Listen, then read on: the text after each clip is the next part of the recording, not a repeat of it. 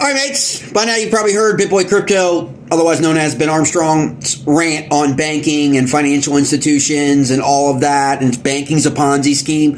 Sometimes you gotta take a look in the mirror, because crypto is not in a position today to be pointing the finger at anybody. Silvergate Capital just announced it plans to shut down its operations and voluntarily liquidate as another fallout of FTX on yet another.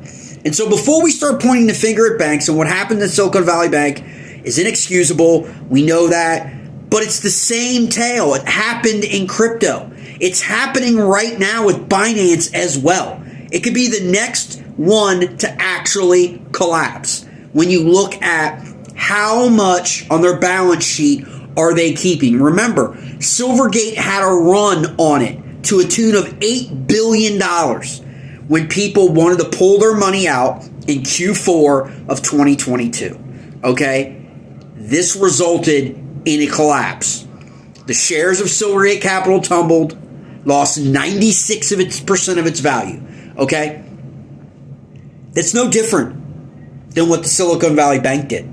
Okay? So before we start pointing fingers, Ben, you need to take ownership of the fact that when you're promoting, or anyone is promoting certain projects in the crypto space, that you have to take ownership and responsibility if someday those projects go south. And, right? We've seen it. Celsius, Voyager, although Voyager now is having its assets taken over. Okay? We've seen these things time and time again that have been recommended by YouTubers and recommended by influencers simply collapse with no accountability and no responsibility. And then people sit back and point the finger at everybody else and all these other banks and all these other projects, when the very projects that were promoted for over 2 years on YouTube, on TikTok, hurt people.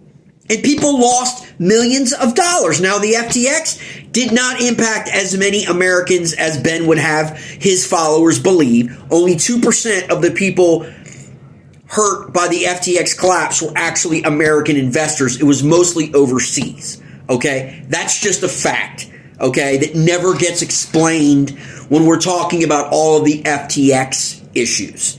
Okay? Again, it's not a position of having to point fingers.